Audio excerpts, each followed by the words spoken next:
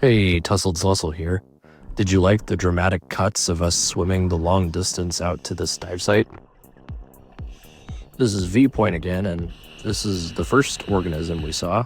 This is a moon snail, or a Lewis moon snail to be exact.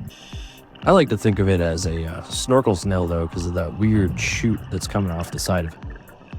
So, this is the same route as Dive 26. Basically, you go off Velachitos Street, and you drop down around 30 feet, and then the first wall's around 50 feet, and you follow that wall south, and if you just keep going south, there's quite a bit of wall before you get to the canyon. So that's basically where we're on. You'll see some similar landmarks as we go. Right here is a beautiful scorpion fish. And I'm not really set up for macro photography or filmography, but I thought this was a pretty good shot.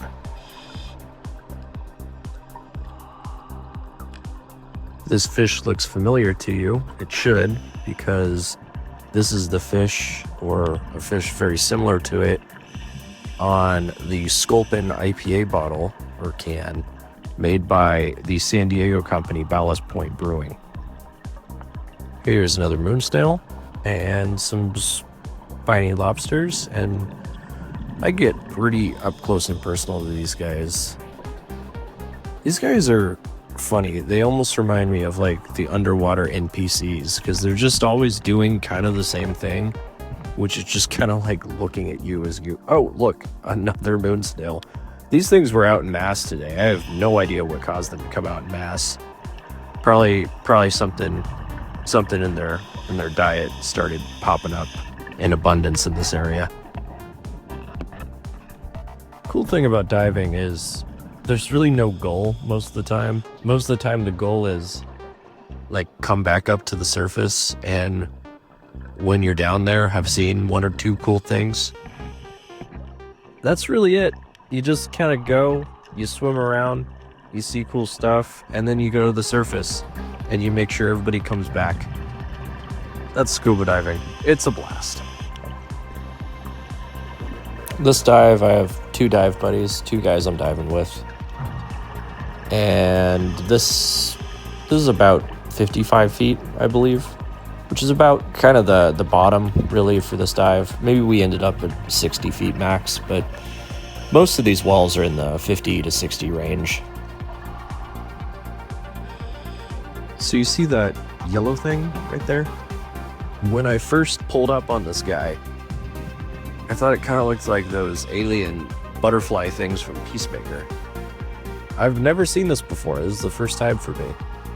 They're called California aglaha, and they're a sea slug that is, I guess, like an apex predator for other sea slugs. These things don't really have eyes. They kind of just follow the snail trail of other salami creatures, and they eat them. In Dive 26, 2 videos back, there's a giant sheep's head that comes out of this exact crevice, and I found that sheep's head. And I was trying to get it to come out. It actually came out some other crevice somewhere. So there's like a little tunnel system behind this wall here. And a lot kind of happened in this couple seconds here.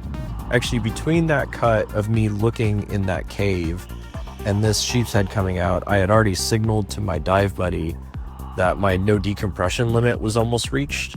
So we actually go up pretty quickly after this.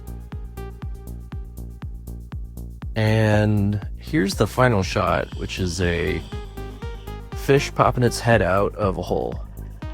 And I don't have an ID on this fish, so if someone knows what that is, let me know. Finally, this is a brief shot of the journey back. This is in the shallow, kind of sandy area as we get back to the actual beach. And it's horrible visibility. So I just wanted to show you how, actually this is probably one of the more dangerous parts of the dive, because it's so easy to lose your dive buddies during this part.